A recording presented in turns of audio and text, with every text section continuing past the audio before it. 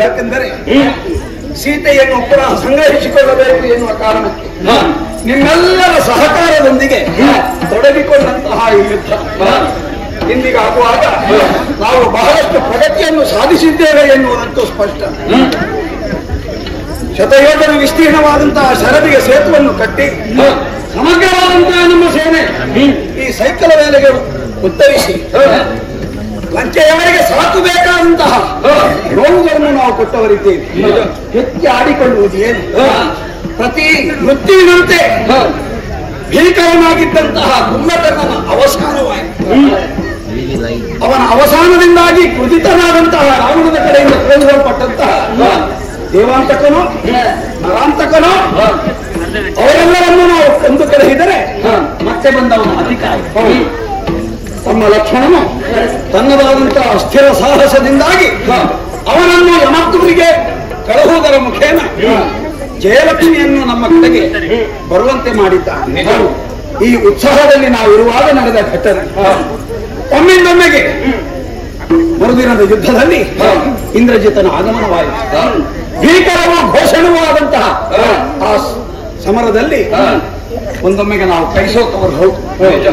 ಮೂರ್ಛಾವಸ್ಥೆಯಲ್ಲಿ ನಮ್ಮವರೆಲ್ಲರೂ ಭರಡೊಳಗಿದಾಗ ಜಾಂಬವರ ಬುದ್ಧಿವಂತಿಕೆಯಿಂದ ಹನುಮಂತನನ್ನು ಕಳುಹಿ ಮೃತ ಸಂಜೀವನಿಯನ್ನು ಇಲ್ಲಿಗೆ ತರಿಸಿಕೊಳ್ಳುವುದರ ಮುಖೇನ ಅಳಿದಂತಹ ನಾವುಗಳೆಲ್ಲರೂ ಮತ್ತೆ ಎದ್ದು ನಿಲ್ಲುವಂತಾಗಿದೆ. ಹನುಮಂತನ ಸಾಹಸವನ್ನು ಕಾಣುವಾಗ ಫಲಿರೆ ಭಾಕುರೆ ಎಂದು ಹೊಗಳುವುದಷ್ಟೇ ಅಲ್ಲ, ಹೊಗಳುವುದಕ್ಕೆ ಶಬ್ದಗಳೇ ಸಾಲುತ್ತದೆ. ಹಾಗೆಂದುಕೊಂಡು ಉಳಿದ ಕಪಿ ವೀರನ ಸಾಹಸಕ್ಕೆ ಯಾವುದೇ ರೀತಿಯಾದಂತಹ ಕೊರತೆ ಇಲ್ಲ. ಹೀಗೆ ಒಂದೊಮ್ಮೆಗೆ ಥರಗರಗಿದಂತಹ ರಾಮಸೇನೆ ಮತ್ತೆ ಉತ್ಸಾಹದಿಂದ ಸಂತೋಷಿತವಾಗಿರುವಂತಹ ಸೂರ್ಯೋದಯಕ್ಕೆ ಸಮೀಪವಾದ ಸಂದರ್ಭ ನನಗನ್ನಿಸುತ್ತಾ ಇದೆ. ಈ ರಕ್ಕಸರ ಸೊಕ್ಕನ್ನು ಮುರಿಯಬೇಕು ಎಂದರೆ ಅವರಿಗೆ ತಕ್ಕುದಾದಂತಹ ಉತ್ತರವನ್ನು ಯಾವುದೇ ಕಾಲದಲ್ಲಿ ನಾವು ಕೊಡುವುದಕ್ಕೆ ಸನ್ನದ್ಧರು ಎಂಬುದಾಗಿ ಲಕ್ಷ್ಮಣ ಇಡೀ ಬೆಲ್ಲು ಪ್ರಯೋಗಿಸುವ ಅಗ್ನಿಶರವನ್ನು ಲಂಕೆಯ ಮೇಲೆ ಲಂಕೆಯನ್ನು ತರಿಸಿ ಬಿಡಲು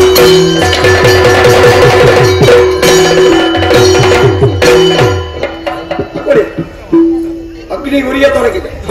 ನೀವೆಲ್ಲರೂ ತಡ ಮಾಡುವುದಲ್ಲ, ತಂಡೋಪತಂಡಗಳಿಂದ ಅಲ್ಲಿಗೆ ಹೋಗಿ ಆ ಬೆಂಕಿಯಿಂದ ಕೊಳ್ಳಿಗಳನ್ನು ಹಿರಿದು ಎಲ್ಲಿಗೆ ಬೆಂಕಿ ತಗುಲಲಿಲ್ಲವೋ ಅಲ್ಲೆಲ್ಲ ಕಡೆಯಲ್ಲಿಯೂ ಸಹ ಬೆಂಕಿಯು ಸರ್ವತ್ತು ವ್ಯಾಪ್ತವಾಗುವಂತೆ ಮಾಡಿ ಹೋಗಿ ಏರಿ ಹೋಗಿ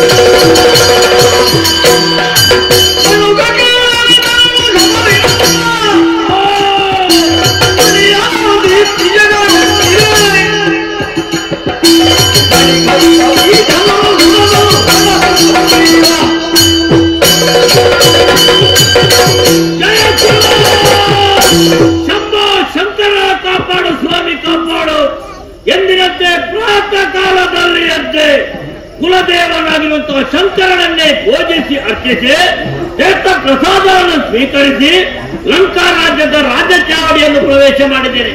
ನೋಡಿದ್ದೀರ ಇಂದಿನ ಸಭೆಯನ್ನು ಪ್ರವೇಶ ಮಾಡಿದ ಕ್ಷಣವೇ ರಾವಣೇಶ್ವರನಿಗೆ ಜಯವಾಗಲಿ ಶುಭವಾಗಲಿ ಎನ್ನುವಂತಹ ಜಯಘೋಷವನ್ನು ಆಡುತ್ತಾ ಇದ್ದಾರೆ. ಈ ಜಯಘೋಷವನ್ನು ಕೇಳಿದ ಕ್ಷಣದಲ್ಲಿ ಮನಸ್ಸಿಗೆ ಬಹಳ ಸಂತೋಷವಾಗುತ್ತಾ ನೋಡು. ವಿಕ್ರಮಸ್ಸು ಕೈಕಸ್ವಾದೇವಿಯವರ ದಾಂಪತ್ಯ ಬಲದಿಂದ ಹುಟ್ಟಿಕೊಂಡವರು ನಾವು 4 ಮಂದಿ. ಹಿರಿಯವನಾದ ರಾವಣ, ಸಂಬಂಧಿರು ಕುಂಭಕರ್ಣ, ವಿಭೀಷಣ, ಪ್ರೀತಿಯ ತಂಗಿ ಶೂರ್ಪಣಕ್ಕೆ. ಆದರೆ ಏನು ಮಾಡೋಣ ಹೇಳಿ, ತ್ರಿಭುವನದ ನನ್ನ ಪಾಲಿಗೆ ಚಿಂತಿಸುವಂತ ಒಂದು ಕಾಲ ಒದಗಿ ಬರ್ತಲ್ಲ. ನಮ್ಮ ತಂಗಿಯಾದ ಶೂರ್ಪಣಕ್ಕೆ ನೋಡಿ, ಮೊದಲೇ ಗಂಡನನ್ನು ಕಳೆದುಕೊಂಡವಳು, ಅವಳಿಗೆ ಸುತ್ತವಾಗಿ ನೆಲೆಸಕ್ಕೆ ಪಂಚವಟಿಯನ್ನು ನೇಮಿಸಿದವರು ನಾವಾಗಿದೆ. ಆದರೆ ಏನು ಮಾಡೋಣ, ಮಾನವರಾಗಿರುವಂತಹ ರಾಮ ಲಕ್ಷ್ಮಣರಿಂದ ನನ್ನ ತಂಗಿಗೆ ಅಪಮಾನಗಳಾಗಿ ಕಿವಿ ಮೂಗುಗಳನ್ನು ಕತ್ತರಿಸಿಕೊಂಡವಳು ಆಗಿದ್ದಾರೆ. ಆದರೆ ಏನು ಮಾಡೋಣ, ತಂಗಿಗಾದ ಅಪಮಾನ ಹೆಣ್ಣಿನಿಂದಲೇ ತೀರಿಸಿಕೊಳ್ಳುವ ಉದ್ದೇಶದಿಂದ ರಾಮನ ಮಡದಿಯಾದ ಸೀತೆಯನ್ನು ತಂದು ಅಶೋಕವನದಲ್ಲಿ ಇರಿಸುವ ನಾನಿದ್ದೇನೆ.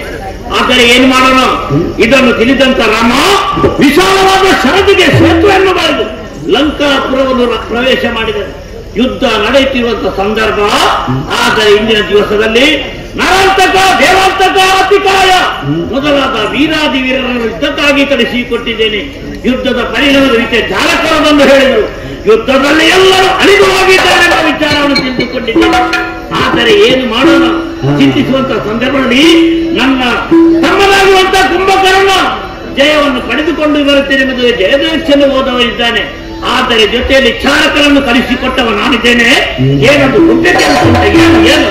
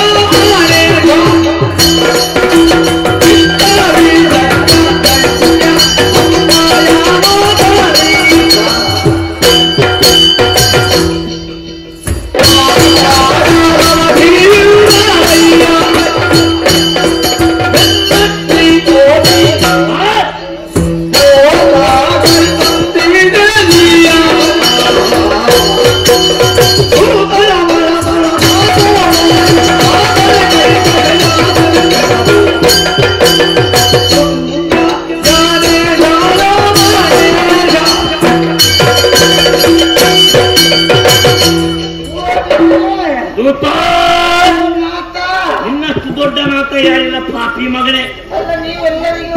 ಒಡೆಯ ನಿನ್ನ ಅಪ್ಪನ ಮನೆಗೆ ಪಾಪಿ ಮಗನೇ. ಅವರೆಲ್ಲ ಗುಂಡುಗಳ ನಿನ್ನ ಸಂತಾನದವ ಯಾರವ?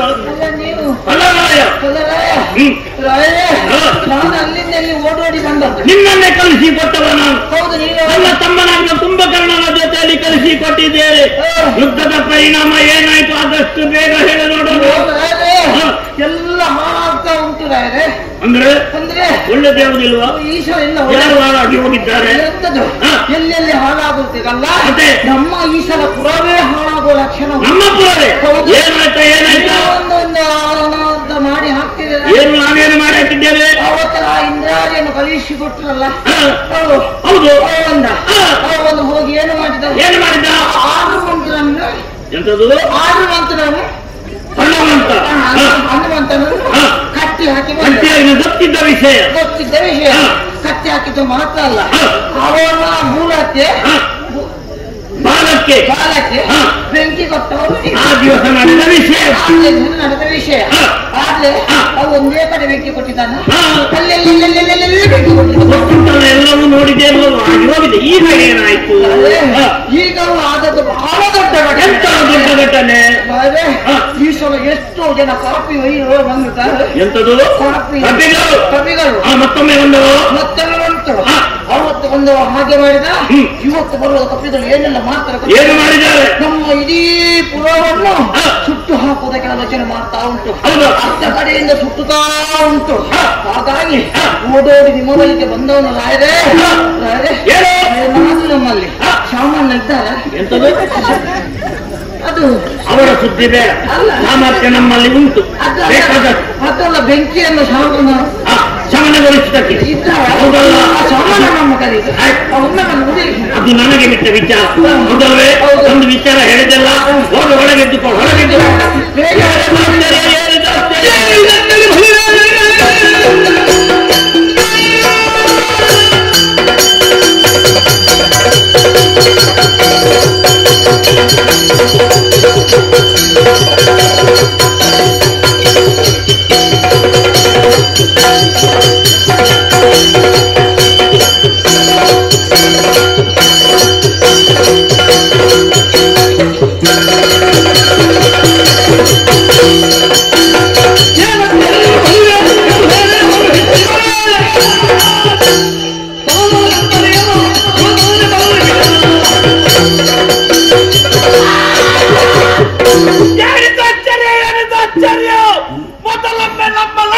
ಸರ್ವನಾಶವಾಗಿ ಹೋಯ್ತು.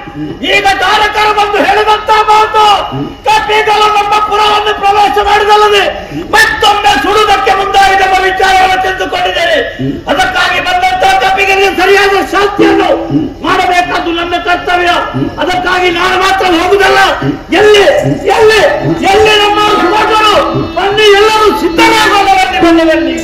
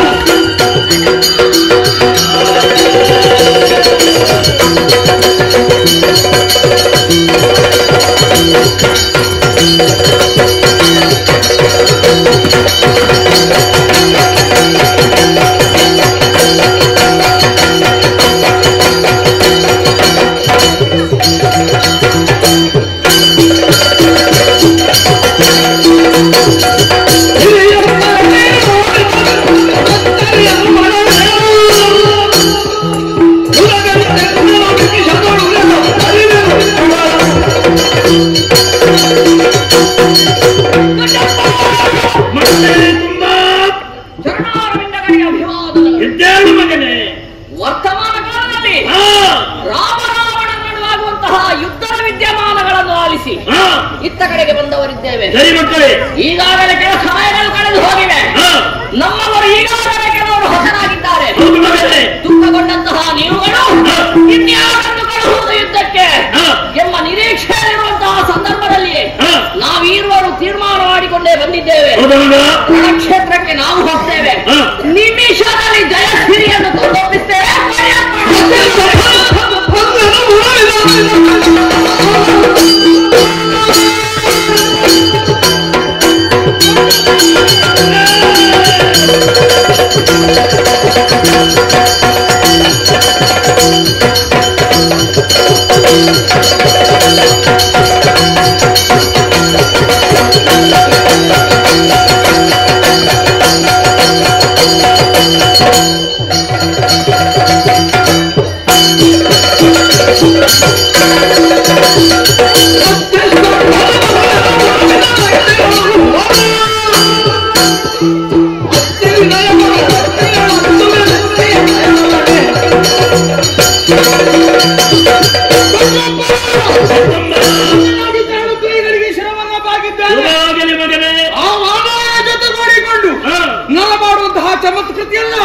ನಾವು ಈಗಾಗಲೇ ಬಲ್ಲೆವು. ಅಗ್ನ್ಯಾಸ್ತ್ರವನ್ನು ಪ್ರಯೋಗ ಮಾಡಿ ನಮ್ಮ ಲಂಕೆಯನ್ನು ನಾಶಪಡಿಸಬೇಕೆನ್ನುವಂತಹ ಉದ್ದೇಶವನ್ನು ಹೊಂದಿದ್ದಾರೆ. ಆದ್ರೆ ಈ ಕಾಲಕ್ಕೆ ಅಗ್ನಿ ಸ್ತಂಭನವನ್ನು ಬರುವಂತಹ ನಾನು ಅವರ ಅಗ್ನಿಯ ಮತ್ತೊಂದು ಆ ಎಲ್ಲಾ ಚಮತ್ಕೃತಿಯನ್ನು ಆ ಕಾಲದಲ್ಲಿ ನಿಲ್ಲಿಸಲು ಹೋದ್ರೆ ನಾನು ನಿಕುಂಬನಲ್ಲ. ಧೈರ್ಯ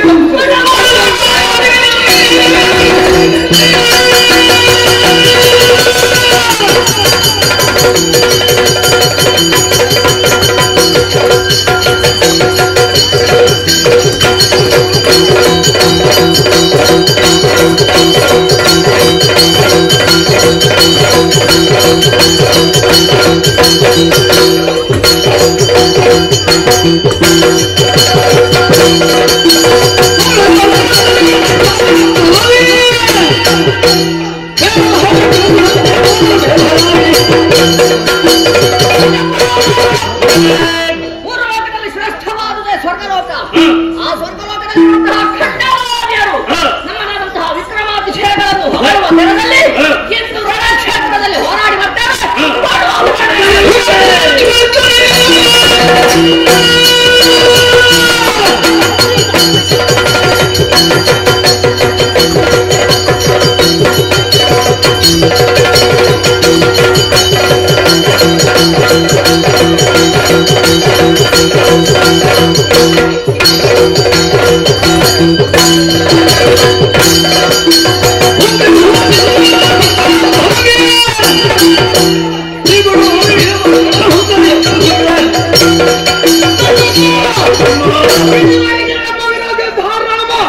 ಜಯವನ್ನ ಕಂಡುಕೊಂಡದ್ದು ಎಲ್ಲಿಂದ ಕೇಳಿದ್ರೆ ಆ ಮಂಗಗಳು ಹಿಂದಿನಿಂದ ಬಂದು ಉಪಟಳವನ್ನು ಮಾಡುವುದರ ಮೂಲಕವಾಗಿ ನಮ್ಮವರ ಸಾವಿಗೆ ಕಾರಣರಾಗಿದ್ದಾರೆ.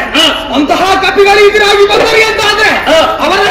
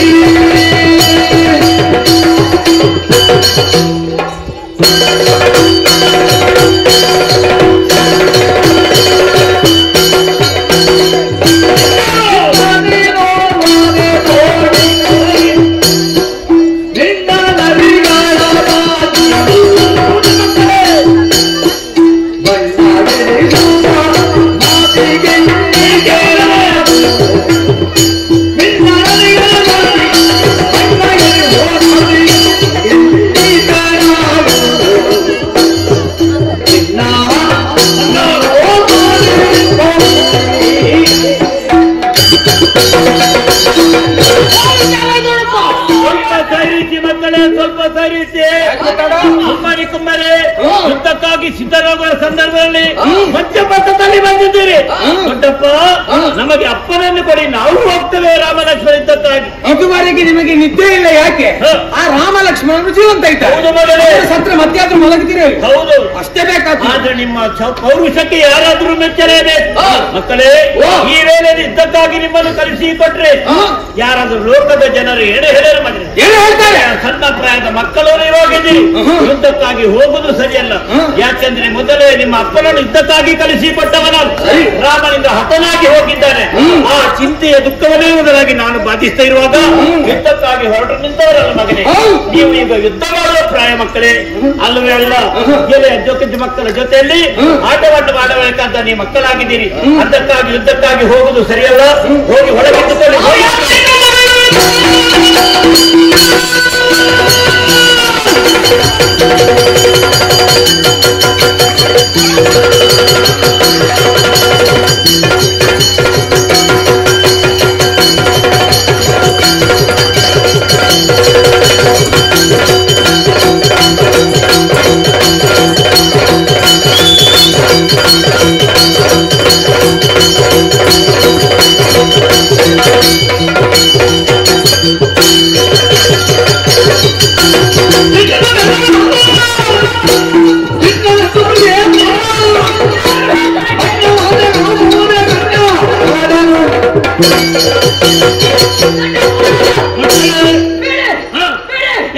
ಇಂಥ ಆಲೋಚನೆಯನ್ನು ಬಿಡಿ.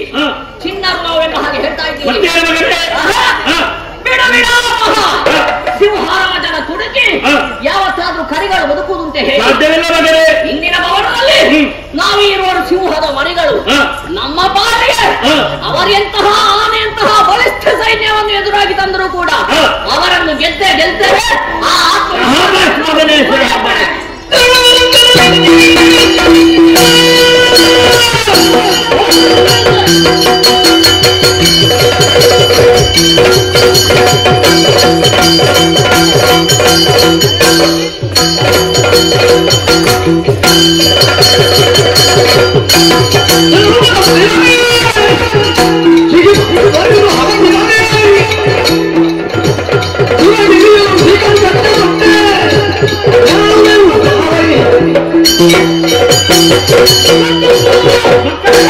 ಇದುವರೆಗೆ ನಮ್ಮವರಿಗೆ ಅಂತ ಅನ್ಯಾಯಕ್ಕೂ ನಾಶಕ್ಕೂ ಏಕಕಾಲದಲ್ಲಿ ದ್ವೇಷವನ್ನು ತೀರಿಸಿಕೊಳ್ಳದೆ ಹೋದ್ರೆ ನಾವು ಕುಂಭಕರ್ಣನ ಮಕ್ಕಳೇ ಅಲ್ಲ.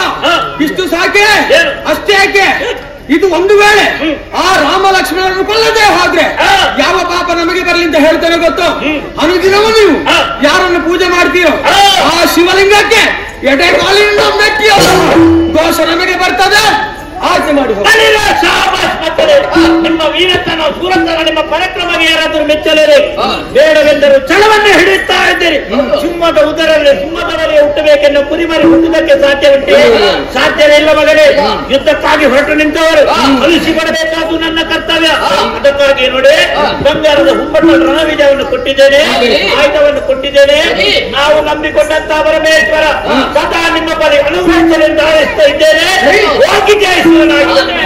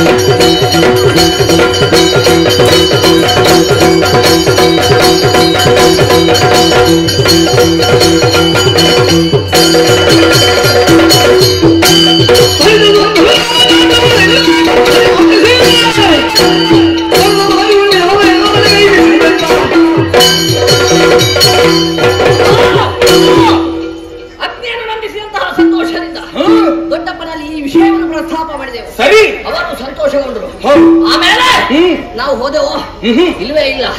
ನಮ್ಮಲ್ಲಿರುವಂತಹ ನಮ್ಮ ಮನಸ್ಸಿನಲ್ಲಿದ್ದಂತಹ ಸೇರಿನ ಜ್ವಾಲೆ ಆಗಾಗಲೇ ಆರಿರಲಿಲ್ಲ. ಇನ್ನಷ್ಟು ಗಗನಗನೆ ಉರಿಯುತ್ತಾ ಇತ್ತು. ಅದನ್ನು ತೋರಿಕೊಡುವುದಕ್ಕಾಗಿ ಮತ್ತೊಮ್ಮೆ ರಣಕ್ಷೇತ್ರಕ್ಕೆ ಹೋಗ್ತೇವೆ. ರಾಮ ಲಕ್ಷ್ಮಣರಲ್ಲಿ ಕಾದಾಡಿ ಅವರನ್ನು ಎಂಬ ಹಾಗೆ ಹೇಳಿದ ಕ್ಷಣವೇ ಸಂತೋಷದಿಂದ ವಿಡಿಯೋವನ್ನು ಕೊಟ್ಟು ನಮ್ಮನ್ನು ಕಳುಹಿಸಿಕೊಟ್ಟರು. ನೇರವಾಗಿ ಹೋದೆವಂತಾದ್ರೆ ಶ್ರೇಯಸ್ಸಾಗುವುದುಂಟು ಎಂಬ ಹಾಗೆ ತಿಳಿದು ಅಮ್ಮನಾದಂತಹ ಪವಿಜ್ವಾಲೆಯಲ್ಲಿ ಈಗಾಗಲೇ ಈ ವಿಷಯವನ್ನು ಪ್ರಸ್ತಾಪಿಸಿ ಅವರಿಂದಲೂ ಆಶೀರ್ವಾದವನ್ನು ಪಡೆದು ಹೊರಟು ನಿಂತಿದ್ದೇವೆ. ತಡ ಮಾಡುವುದು ಸರಿಯಲ್ಲ. ನೇರವಾಗಿ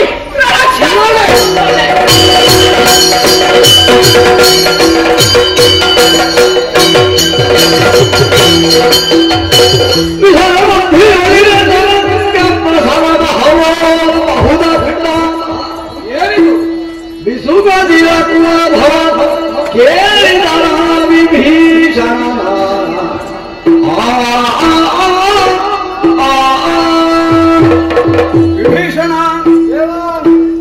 ಕಾಣುತ್ತಿರುವಂತಹ ಪರಿ ಇದೆ. ರಣಘೋಷ ವೀರದಂದುವಿಗಳು ಮಾಗುತ್ತಾ ಇವೆ. ನಿಜ, ಯಾರೋ ರಕ್ಕಸರು ನೋಡಿದರೆ ತ್ರಿಪುರಾಸುರರಂತೆ.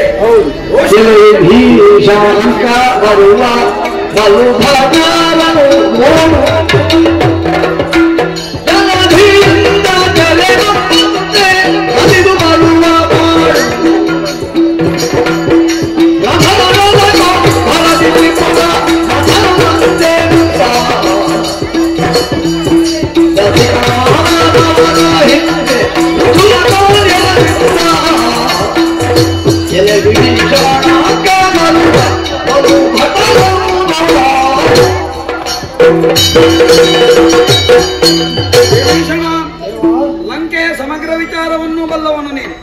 ಈ ರೀತಿಯಾಗಿ ವೀರಾಟೋಪದಿಂದ ಬರುತ್ತಿರುವಂತ ಆ ದೈತ್ಯರುಗಳು ಯಾರು, ಅವರ ವರ್ಮವೇನು ಮರ್ಮವೇನು ಎನ್ನುವುದನ್ನು ಹೇಳಬಲ್ಲೆಯ?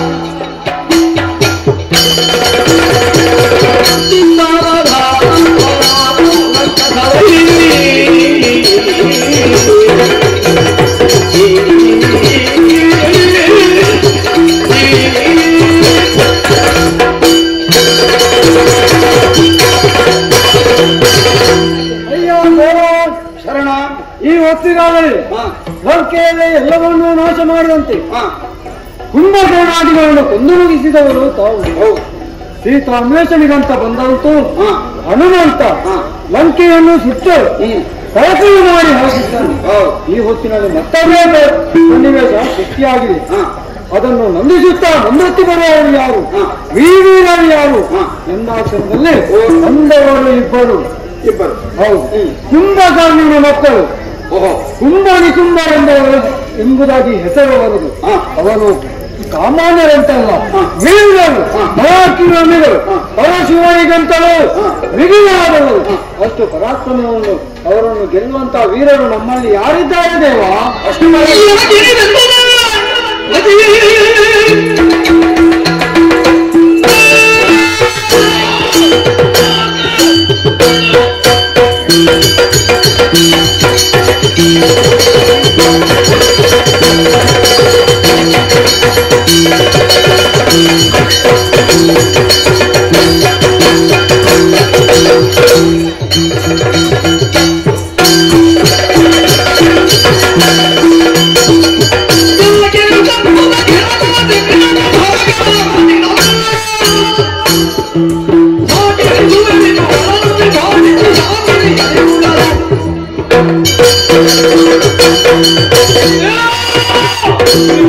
ಅದೆಂತ ರಾಕ್ಷಸರು ಈ ಹಿಂದೆ ಬಂದವರಿದ್ದಾರೆ. ಅಂತವರನ್ನೆಲ್ಲರನ್ನು ಸೋಲಿಸುತ್ತವರು ನಾವಲ್ಲವೇ? ನಿಮ್ಮ ದಯೆಯಿಂದ. ಆದರೆ ಈ ಹೊತ್ತಿನಲ್ಲಿ ಕುಂಭಾಣಿ ಕುಂಭ ಎಂಬ ರಾಕ್ಷಸರು ನಮ್ಮ ಪುರಕ್ಕೆ ಬರುತ್ತಾ ಇದ್ದಾರಂತ ಆದರೆ ಅವರನ್ನು ಎದುರಿಸಕ್ಕೆ ಯಾರಿದ್ದಾರೆ ಎಂಬುದಾಗಿ ಹೇಳ್ತಾರೆ. ನಾನಿದ್ದೇನೆ, ನನಗೊಂದು ಅಪ್ಪಣೆಯನ್ನು ಕೊಡು, ನಾನು ಹೋಗುತ್ತೇನೆ.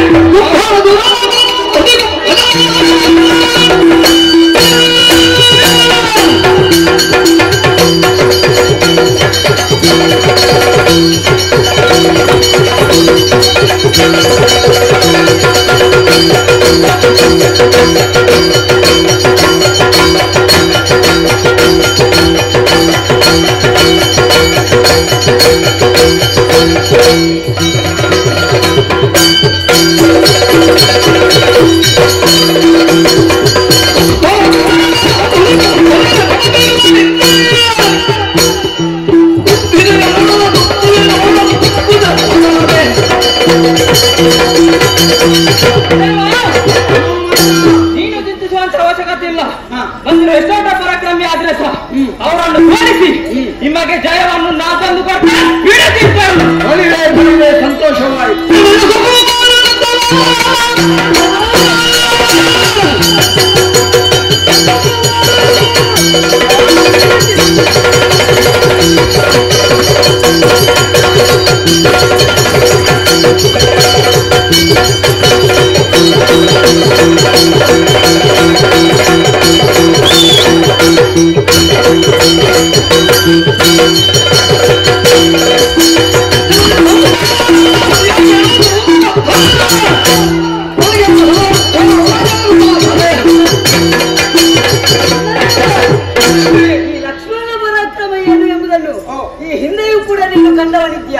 ಹಾಗಿರುವಾಗ ಇವತ್ತಿಗೆ ನಿನಗೆ ನಿನ್ನ ಬಾಳಿಗೆ ಚಿಂತೆಯನ್ನು ಬಿಟ್ಟು ಬಿಡು, ಅಪ್ಪನೇನು ಕೊಡು, ನನ್ನ ಕ್ಷೇತ್ರಕ್ಕೆ ನಾನು ಹೋಗ್ತೇನೆ. ನಿಮ್ಮೆಲ್ಲರ ಮಾತುಗಳಿಂದ ಮೂಡಿದಂತಹ ಪ್ರಶ್ನೆ ಪರಿಹಾರವಾಗಿದೆ.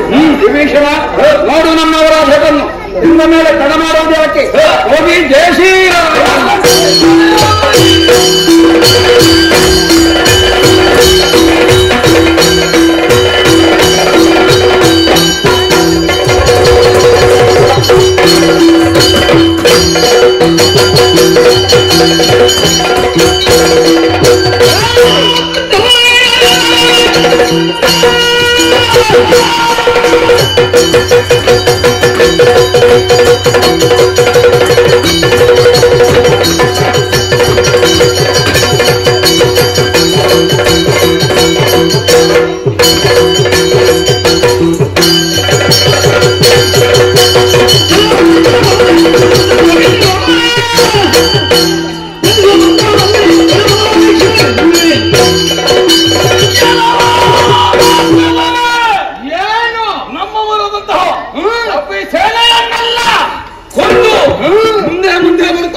ಹೌದು, ನಿನ್ನನ್ನು ಎದುರಿಸಿದಕ್ಕಾಗಿ ಬಂದವ ಯಾರು? ಯಾರು ಬಾಲಯ್ಯ? ಯಾರು ಹೇಳು? ಸುಗ್ರೀವ.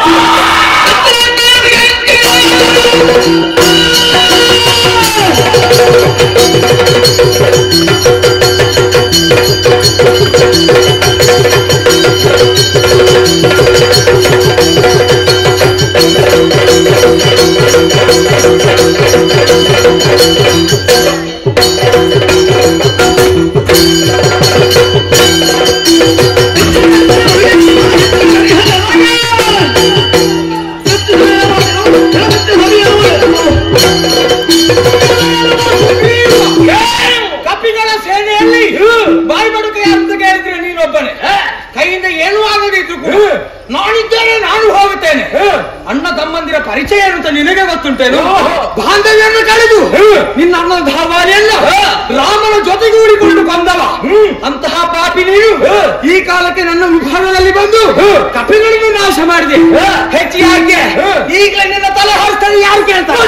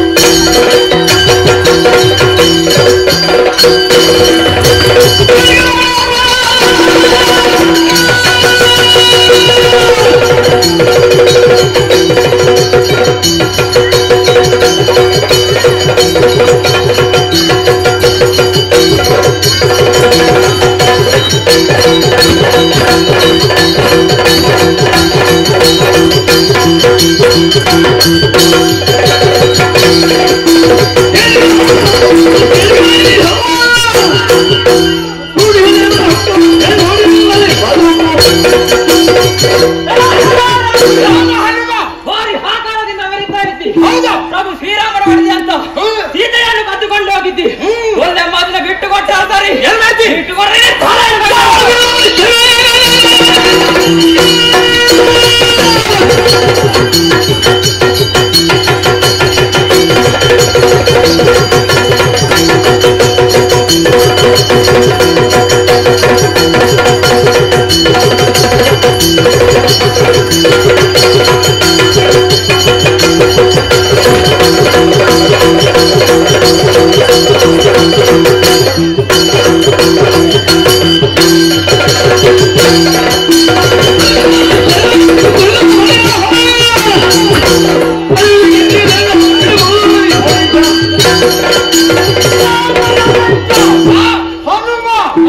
ರಾಮ ಏನು ಹೇಳಿದ್ರು ಮಾಡ್ತೀಯಲ್ವ? ನಿನ್ನ ಧೈರ್ಯಕ್ಕೆ ಮೆಚ್ಚಬೇಕು. ನಮ್ಮ ಭಾರತದಲ್ಲಿ ಪ್ರವೇಶ ಮಾಡಿ ಎಲ್ಲಿಗೆ ಬಂದು ಅದೇ ಜಾಗಕ್ಕೆ ಬೆಂಕಿ ಕೊಟ್ಟವ ನೀನು. ಆದ್ರೆ ನಿನಗಾದಂತಹ ಅನಾಹುತವನ್ನು ಸ್ವಲ್ಪ ಆಲೋಚನೆ ಮಾಡು. ನಿನ್ನ ಬಾಲಕ್ಕೆ ಬೆಂಕಿ ಕೊಟ್ಟಿದ್ದೇವೆ, ಈಗ ಚಿಗುರದಲ್ಲಿ ನನಗಂತೂ ಗೊತ್ತಿಲ್ಲ, ಕಣ್ಮರೆಯಾಗಿದೆ ಹೋಗಿದೆ ಅಂತ ನನಗೆ ಕಾಣ್ತದೆ. ಸ್ವಲ್ಪ ಉಂಟು, ಈಗ ಅಷ್ಟಕ್ಕೆ ಮುಗಿಲಿಲ್ಲ. ಹನುಮ, ನೀನು ಎಲ್ಲಿವರೆಗೆ ಜೀವಂತವಾಗಿದ್ಯೋ ಅಲ್ಲಿವರೆಗೆ ನಮಗೆ ಉಳಿಗಾರ ಇಲ್ಲ. ಅಂತಿಂತು ಮಗಳ ಮುಂದೆ ನಮ್ಮ ದೇವಲ್ಲ ಅಂತ ಆಗಬಾರ್ದು. ನಿನ್ನ ಶಿರ ಹಾರಿಸಿ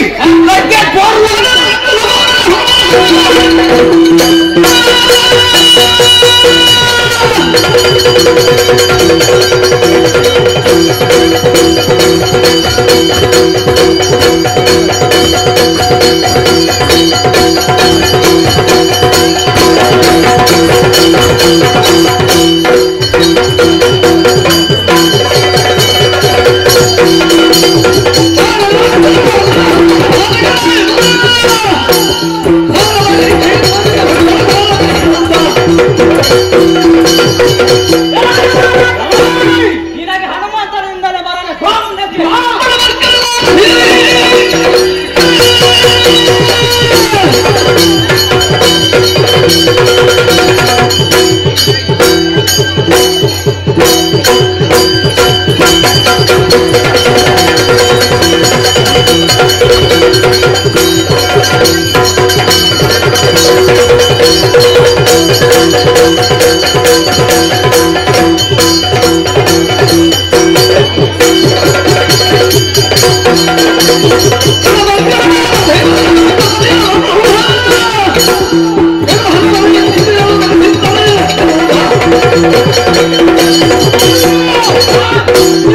ಜೀವನದ ಅಂತಿಮ ಕ್ಷಣ ಇದು.